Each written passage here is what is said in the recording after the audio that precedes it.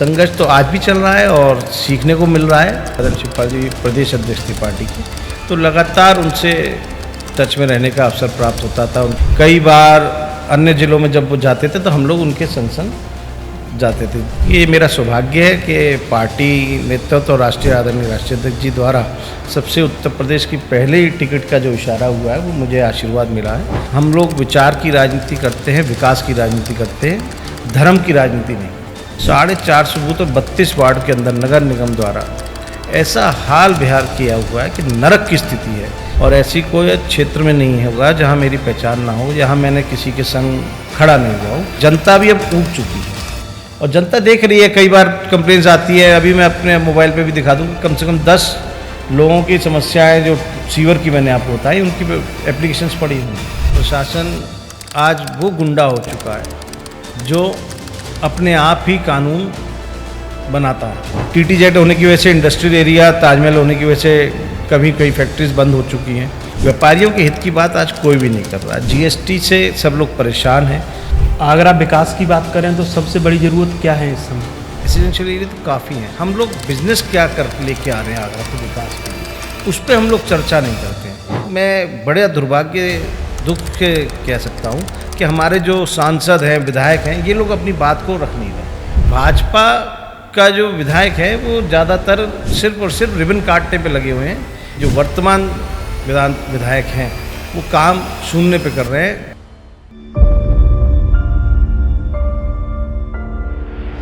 नमस्कार, आप देख रहे हैं लोकवार्ती पॉडकास्ट और मैं हूं हिमेश बिथरिया। आज हमारे साथ मौजूद हैं आगरा की राजनीति का एक चर्चित और सक्रिय चेहरा, समाजवादी पार्टी के वरिष्ठ नेता नितिन कोहली जी। वर्षों से संगठन में सक्रिय भूमिका निभाने वाले नितिन कोहली जी को पार्टी के राष्ट्रीय महासचिव शिवपाल सिंह यादव जी के करीबी नेताओं में माना जाता है। आगरा की राजनीति, संगठन को मजबूत करने के प्रयास, जन सरोकारों के मुद्दे और जनता के बीच उनकी सक्रिय मौजूदगी उन्हें एक अलग पहचान दिलाती है। आज इस विशेष बातचीत में हम जानेंगे उनका अब तक का राजनीतिक सफर, समाजवादी पार्टी की वर्तमान रणनीति, मिशन 2027 की तैयारियां, आगरा के विकास से जुड़े अहम मुद्दे, युवाओं के लिए उनकी सोच और प्रदेश की राजनीति पर उनका स्पष्ट नजरिया। कोहली जी, लोकवार्ती में आपका बहुत बहुत स्वागत है। धन्यवाद। मैं आपके बचपन को लेकर जानना चाहूँगा, आपका बचपन कैसा रहा? बचपन बहुत अच्छा रहा और लगा था शुरुआत से ही, जब बचपन से ही हमारे घर में जो था कि सेवा भाव हमेशा रहा परिवार में, चाहे माता जी को लेके या पिताजी को लेके, दोनों में सेवा भाव था। तो हम लोग देखते आ रहे थे और स्कूल के जैसे हम लोग 9th-10th पे थे तभी से राजनीति में रुचि बढ़ गई। तो छात्र राजनीति माननीय मुलायम सिंह यादव जी को आदरणीय देखते हुए, उनके विचारों को, लोहिया जी के विचारों को देखते हुए हम लोगों ने समाजवादी पार्टी ही ज्वाइन करी और लगभग आज तक भी हम लोग समाजवादी पार्टी में हैं। राजनीति में आने की प्रेरणा कहाँ से मिली? मैं बताया आपको, परिवार में सभी लोग सेवा कार्य करने में रहते थे जहाँ तक, तो हम लोग जहाँ सेवा भाव बढ़ा तो दिखा कि राजनीति एक आधार भी है जिससे सेवा ज़्यादा अच्छे से कर सके। मान लीजिए किसी का कोई समस्या है, किसी की पेंशन बननी है, किसी का कुछ है, कोई राशन कार्ड बनना है, तो उसमें राजनीति एक अहम भूमिका निभाती है। तो वो ये सोचा कि राजनीति इसी वजह से करी। समाजवादी पार्टी से आपका सफ़र कैसे शुरू हुआ? समाजवादी पार्टी से छात्र राजनीति, मैंने आपको बताया कि आदरणीय नेताजी से एक बार मुलाकात हुई थी, तो उनके विचार, उनके सिद्धांतों को देखते हुए उनकी तरफ झुकाव हुआ और झुकाव होने के बाद सीधे सीधे फिर उनसे मिले, फिर आदरणीय शिवपाल सिंह यादव जी से मिले। युवाओं के जब प्रभारी थे अखिलेश भैया, तब उनसे मुलाकात हुई। तो तभी से हम लोग समाजवादी पार्टी थे। कौन कौन से पद रहे समाजवादी पार्टी में? छात्र राजनीति से मेरे पास समाजवादी पार्टी से हूँ। मैं पहले 2005 में यूथ ब्रिगेड का महानगर अध्यक्ष का दायित्व मिला था। फिर उसके बाद मुझे मेन बॉडी महानगर महासचिव का दायित्व मिला। उसके बाद प्रदेश राजनीति करने का भी अवसर प्राप्त हुआ, प्रदेश सचिव फ्रंटल अध्यक्ष में मिला मुझे। फिर उसके बाद प्रदेश उपाध्यक्ष का दायित्व मिला युवजन सभा में, और उसके बाद प्रदेश अध्यक्ष रह के भी पूरे उत्तर प्रदेश के हर जिलों में लगभग मेरे कई बार दौरे बने रहे। शुरुआती संघर्ष को लेकर के आप क्या कहेंगे? संघर्ष तो आज भी चल रहा है और सीखने को मिल रहा है और काफ़ी अनुभव होता जा रहा है और अच्छा भी लगता है। सेवा कार्य जब करें, आप अंतिम पंक्ति के किसी व्यक्ति की मदद करते हैं और वो आपको कहीं मुलाकात होती है तो वो आपने कहता है कि आपकी वजह से मेरा ये काम हुआ था, तो बड़ी खुशी मिलती है। तो सेवा कार्य अच्छा चल रहा है। राजनीति ने आपको क्या सिखाया? कि राजनीति तो हम आज तक हम सीखते आ रहे हैं, अभी तक सिखाया कि हम सीख रहे हैं और जो कार्य कर भी रहे हैं। शिवपाल यादव जी के आपको बहुत करीबी माना जाता है, तो उनको लेकर के और ये रिश्ते कैसे बने आपके और उनके बेहतर? जैसा कि मैं बताया 2005 से ही लगभग हम लोग शिवपाल जी, आदरणीय शिवपाल जी प्रदेश अध्यक्ष थे पार्टी के, तो लगातार उनसे टच में रहने का अवसर प्राप्त होता था, उनके से सीखने को मिलता था और काफ़ी चीज़ सीखने को भी मिली। कई बार अन्य ज़िलों में जब वो जाते थे तो हम लोग उनके संग संग जाते थे। कई बार मेरे को जैसे बरेली का भी प्रभारी बना के भेजा गया था और मुरादाबाद का भेजा, पीलीभीत का बनाया गया, तो लगभग उनके सानिध्य में मुझे काम करने का अवसर कई बार प्राप्त हुआ, तो लगाव हो ही जाता है। पार्टी के पुराने कार्यकर्ता आप रहे, उसका सबसे बड़ा फायदा आपको क्या मिला? पार्टी के पुराने कार्यकर्ता के लाभ ये है कि मैं ज़्यादातर जो समाजवादी पार्टी के लोग हैं उनको भी जानता हूँ और अन्य पार्टी दलों के जो हैं उन लोगों से भी परिचय है मेरा। कोहली जी, कहा जाता है कि अभी उत्तर प्रदेश में किसी की टिकट फाइनल नहीं हुई, तो आपको लेकर के अभी कई कार्यक्रमों में अखिलेश जी ने भी कहा है टिकट को लेकर के, तो क्या कहना चाहेंगे? ये मेरा सौभाग्य है कि पार्टी नेतृत्व और आदरणीय राष्ट्रीय अध्यक्ष जी द्वारा सबसे उत्तर प्रदेश की पहले टिकट का जो इशारा हुआ है वो मुझे आशीर्वाद मिला है और निश्चित रूप से हम लोग उस दिशा में काम कर रहे हैं और इस बार बदलाव की राजनीति लेके आएंगे। टिकट की पहली खबर कहाँ से मिली आपको? हम लोग मीटिंग में ही थे, लखनऊ कार्यालय पे मीटिंग चल रही थी, आगरा के पूरे सभी वरिष्ठ नेतागण और पदाधिकारी थे, तो उसी में राष्ट्रीय अध्यक्ष जी ने अनाउंस कर दिया था कि हम इनको लड़ाने जा रहे हैं और तुरंत ही मंच पे बुला के आशीर्वाद दिया।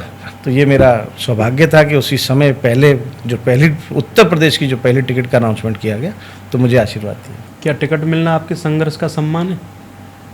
हाँ, बिल्कुल सम्मान कह सकते हो कि टिकट मैं पहले 2012 में भी चाह रहा था, पर किसी परिस्थितियों में मुझे टिकट नहीं मिली। फिर संगठन की राजनीति करता रहा तो उसमें रुचि ज़्यादा आ गई, पर अब आशीर्वाद मिल चुका है तो हम क्षेत्र में लगातार प्रयास कर रहे हैं। और जिम्मेदारी कितनी बढ़ गई है? जिम्मेदारी तो शुरू से हमारे पास है। आज मैं कह रहा हूँ कि अगर हम आज चुनाव लड़ने की बात कर रहे हैं, ऐसा नहीं है कि हम लोग आज क्षेत्र में हैं। लगभग मेरे 20 वर्ष हो चुका है और मैं छात्र राजनीति से ही क्षेत्र में भी घूमता हूँ। ऐसी कोई गली नहीं होगी, उस विधानसभा की छोड़ें, आगरा की 9 विधानसभा आती हैं, ऐसी 9 विधानसभाओं के अंदर कोई ज़्यादा ऐसी गली नहीं होगी जहाँ मैं घूमा ना हूँ, जहाँ मेरा परिचय ना हो।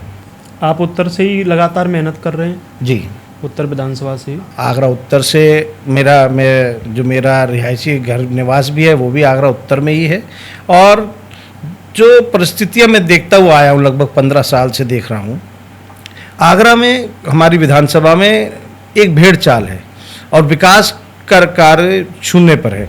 ज़्यादातर आगरा उत्तर में अगर हम बात करते हैं तो व्यापारी वर्ग रहता है, चाहे उसका टच दक्षिण से भी माना जाता है क्योंकि जो व्यापारी वर्ग है उनका व्यापार तो दक्षिण में है और रहने वाले उनका जो रिहायशी इलाका है वो उत्तर से है। तो हम लोग काफ़ी बदलाव की सोच के चल रहे हैं कि क्या क्या बदलाव लाएंगे, जो आज इस समय वर्तमान सरकार में बिल्कुल जीरो पर है। चुनाव का सबसे बड़ा मुद्दा क्या रहेगा? विकास। हम लोग विचार की राजनीति करते हैं, विकास की राजनीति करते हैं, धर्म की राजनीति नहीं करते। आगरा उत्तर की समस्या को लेकर के बात करें तो क्या समस्या आपको, प्रमुख जो समस्याएं वो दिखती हैं? सबसे बड़ी समस्या है, देखिए मैं अगर हम विकास की बात करें तो अगर हम लोग आगरा को स्मार्ट सिटी भी कहते हैं, मेट्रो सिटी भी कहते हैं, पर आज की तारीख में पूरे उत्तर विधानसभा में 450 बूथ आते हैं। 450 बूथ और 32 वार्ड के अंदर नगर निगम द्वारा ऐसा हाल बिहार किया हुआ है कि नरक की स्थिति है। अगर हम पॉश कॉलोनीज में भी अगर हम बात कर लें, जैसे उत्तर विधानसभा की अगर कमला नगर की बात करते हैं, कमला नगर को सबसे बड़ा पॉश एरिया कहा जाता है, उसमें भी अभी भी नाली की प्रॉब्लम है, सीवर की सबसे बड़ी प्रॉब्लम है। अगर 2 दिन सीवर की गाड़ी नहीं आएगी तो सबके घरों में नाले का पानी घुस जाएगा। और बस्तियों की तो दूर ही की बात है, बस्तियों में हम लोग जाते हैं जो कि वर्तमान में बहुत बुरी स्थिति है, नरक की स्थिति में रह रहे हैं। जनता आपको ही क्यों चुने, इसको लेकर क्या कहेंगे? देखिए, जनता से मेरा लगातार 15 वर्ष से मैं जुड़ाव रख रहा हूँ और ऐसी कोई क्षेत्र में नहीं होगा जहाँ मेरी पहचान ना हो, जहाँ मैंने किसी के संग खड़ा नहीं हुआ हूँ। और मैं चाहूँगा कि बदलाव की राजनीति लाए, क्योंकि जनता भी अब ऊब चुकी है और जनता देख रही है। कई बार कंप्लेंट्स आती है, अभी मैं अपने मोबाइल पे भी दिखा दूँ कि कम से कम 10 लोगों की समस्याएं जो सीवर की मैंने आपको बताई, उनकी एप्लीकेशंस पड़ी होंगी। जीतने के बाद आपका पहला प्रमुख कार्य क्या रहेगा? युवाओं को रोजगार दिलाने का हमारा सबसे मेन रहेगा, क्योंकि जहां मैं रहता हूं उत्तर विधानसभा में, वहां युवाओं का भी ज़्यादा वर्चस्व है। क्योंकि अगर हम भगवान टॉकीज से आगे स्टार्ट करते हैं तो सबसे ज़्यादा कोचिंग्स वहीं पढ़ती हैं और सारे जो IAS PCS भी बनने की कोचिंग्स है वहाँ है। तो हम लोगों ने ये भी ट्राई किया हुआ है कि कहीं ना कहीं हमारी एक लाइब्रेरी भी होनी चाहिए जहाँ युवाओं को फ्री ऑफ कॉस्ट पढ़ाई कराई जाए। आपका शुरुआत 100 दिन का प्लान क्या रहेगा? सबसे from first day of beginning से हम लोग विकास का काम करेंगे, जो कि वर्तमान विधायक ने कहीं भी काम नहीं किया हुआ है। आगरा कमिश्नरेट हो चुका है और आगरा के पुलिस प्रशासन को लेकर के आप क्या कहना चाहेंगे? आगरा के प्रशासन के लिए मैं एक ही बात कह सकता हूँ, जब से कमिश्नरेट हुआ है कमीशन का रेट बढ़ गया है। आप देख रहे होंगे प्रशासन आज वो गुंडा हो चुका है जो अपने आप ही कानून बनाता है। अगर हम कल ही की बात करें तो आपने बिल्कुल स्टेशन पे देखा होगा रेलवे अधिकारियों ने कैसे TT को घसीटते हुए पीटा, या कुछ भी कह सकते हैं, चाहे ट्रांस यमुना थाने की हम बात करें या कहीं की बात करें, प्रशासन हाथ से लॉ एंड ऑर्डर कहीं नहीं है, अपनी मस्ती में है। जो कमीशन लेना चाहे रेट बढ़ा के अपना पैसा ले रहा है। ट्रैफिक को लेकर के क्या कहना चाहेंगे? ट्रैफिक के नियम मेट्रो की वजह से ये कहते हैं कि जाम लग रहा है, पर ये लोग सुधार सकते हैं, नियम कर सकते हैं। क्योंकि आजकल तो हर चौराहे पे कैमरे, चलान काट रहे हैं। चलान भी ऐसे काट रहे हैं जिसकी गाड़ी चोरी हो चुकी है उसका भी चलान घर पे आ रहा है। तो आप खुद ही देख रहे होंगे कि लॉ एंड ऑर्डर कैसा चल रहा है। बिल्कुल प्रशासन नतमस्तक है और नेताओं की चापलूसी करने में व्यस्त है। युवाओं के लिए, अगर युवाओं को लेकर के बात करें तो सबसे बड़े वादे क्या रहेंगे युवाओं के लिए? सबसे पहले IT सेक्टर की मांग की जाएगी, क्योंकि जो परिस्थितियां हैं आज की, अगर मैं आज की परिस्थिति देखूं, देखिए हम लोग के जो बच्चे हैं पढ़ाई कर रहे हैं, कहीं ना कहीं जॉब यहाँ है नहीं। TTZ होने की वजह से, इंडस्ट्रियल एरिया ताजमहल होने की वजह से कभी कई फैक्ट्रीज बंद हो चुकी हैं। और अगर हम IT सेक्टर और टूरिज़्म को बढ़ावा देंगे तो यहाँ के बच्चे यहीं रह जाएंगे, नहीं तो अदर जिलों में हम लोगों को नौकरी ढूंढने जाना पड़ रहा है। और ये वर्तमान स्थिति है ऐसी कि अगर आप कैलकुलेशन लगाएं तो ज़्यादा से ज़्यादा परसेंटेज के जो युवा हैं वो बाहर जॉब करेंगे, गुड़गांव जॉब कर रहे हैं, कहीं नोएडा जॉब कर रहे हैं। और IT सेक्टर होने की वजह से हम लोग उनको वापस ले आएंगे, जो कि अपने माता पिता के संग भी रह सकें। व्यापारियों को लेकर के, क्योंकि आपका जो क्षेत्र विधानसभा है वो व्यापारियों की ज़्यादा है, तो व्यापारियों को लेकर के क्या योजना रहेगी आपकी? व्यापारियों के लिए जैसे मैंने आपको बताया, सबसे ज़्यादा विधानसभा के जो रिहायशी इलाका है वो हमारे यहाँ व्यापारियों का है। व्यापारियों के हित की बात आज कोई भी नहीं कर रहा। GST से सब लोग परेशान हैं। सब लोगों को लाइन पे खड़ा करने का इस वर्तमान सरकार ने काम किया है। अगर हम पेठा की बात करें, सबसे ज़्यादा हमारी पेठा नगरी है, उसके लिए कोई भी सब्सिडी नहीं दी गई। जो एक जूता दूसरा है, आप देखेंगे लेदर पहले यहाँ मिलता था खूब, आज लेदर या तो कानपुर से भी उठ के हम लोग जा रहे हैं, बांग्लादेश में फैक्ट्रीज खुलती जा रही है, जो कि यहाँ फैक्ट्री खुलनी चाहिए। अगर आप विकास की बात करें तो सबसे बड़ी ज़रूरत क्या है इस समय? अगर हम आगरा के विकास की बात करें, जैसे आगरा अभी प्लान कर रहा है कि ग्रेटर आगरा बने। ग्रेटर आगरा से कुछ नहीं होना है, वहाँ भी रेसिडेंशियल एरिया बन जाएंगे। रेसिडेंशियल एरिया तो काफ़ी हैं। हम लोग बिजनेस क्या करके लेके आ रहे हैं आगरा के विकास के लिए, उस पर हम लोग चर्चा नहीं करते हैं। जैसा कि मैंने पहले भी कहा कि हम लोग IT सेक्टर ले आए, थीम पार्क ले आए, इन चीज़ों से हमारे आगरा में बिज़नेस बढ़ेगा। और जब बिज़नेस बढ़ेगा तो परचेजिंग पावर भी बढ़ेगी, हर चीज़ बढ़ेगी। तो हमें उसकी तरफ मूव करना चाहिए। और मैं बड़े दुख से कह सकता हूँ कि हमारे जो सांसद हैं, विधायक हैं, ये लोग अपनी बात को रख नहीं रहे।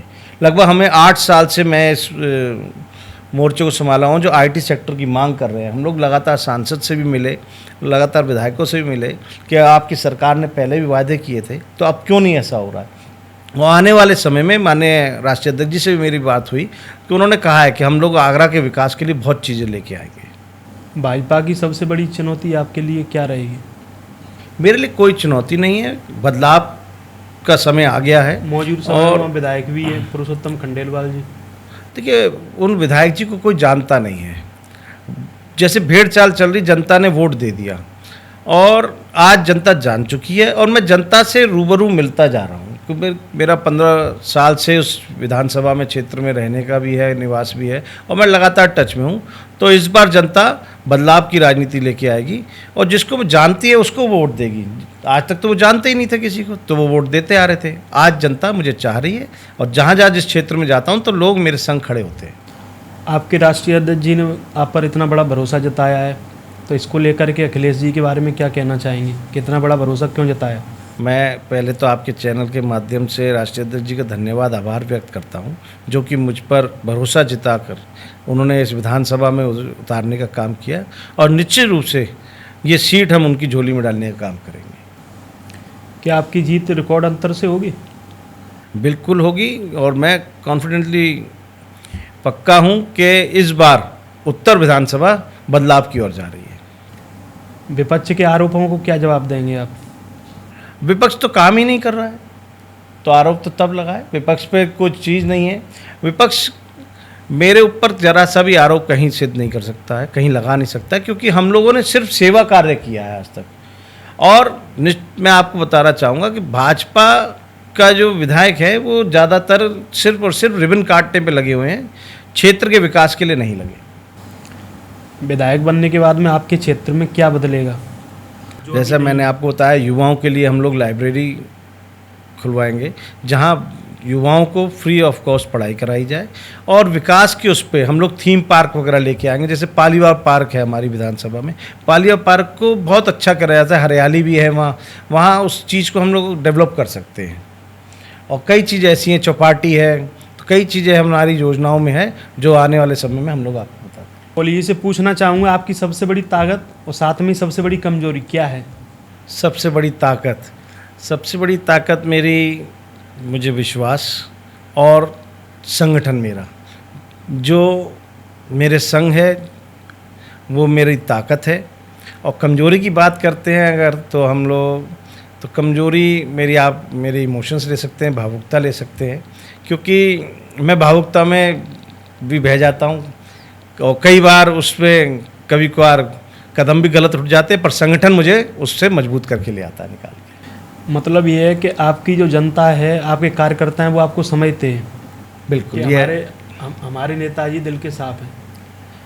हाँ, ये हम कह सकते हैं कि मैं दिल का साफ़ हूँ और जनता भी मेरे संग बिल्कुल दिल से साफ बैठती है, क्योंकि मैं साफ कहता हूँ कि जो मन में हो आप वो बोल दीजिए, मैं सुनने हूँ। अगर मैं कहीं गलत कर रहा हूँ तो मुझे आप बताएं, मैं यहाँ गलत कर रहा हूँ तो मैं उसको सही कार्य करने का काम करूँगा। आपकी राजनीति का मूल मंत्र क्या है? सेवा।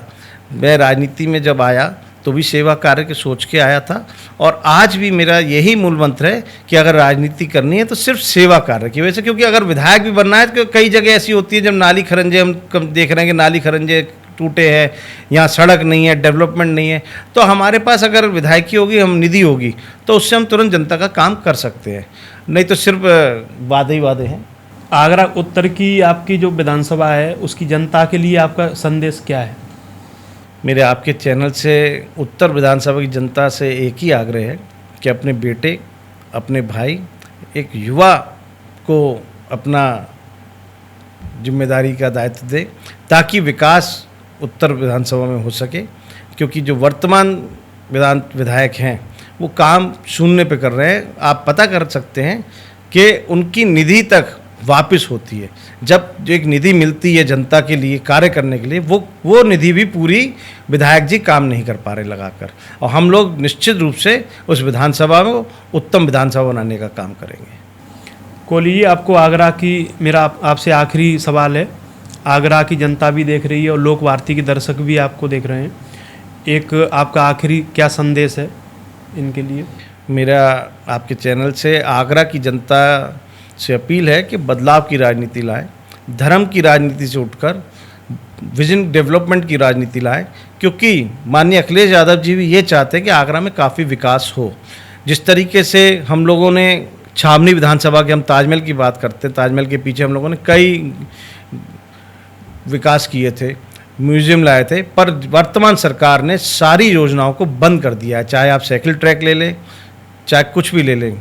युवाओं के लिए हम लोगों ने काफ़ी कुछ करने की सोचा था, आईटी सेक्टर की मांग रखी हुई है, और निश्चित रूप से 2027 में अखिलेश जी जब उत्तर प्रदेश के मुख्यमंत्री होंगे तो आगरा में आईटी सेक्टर बनने का काम होगा। कोहली जी, अपना लोक भारती को आज अपना विशेष समय देने के लिए आपका बहुत बहुत धन्यवाद।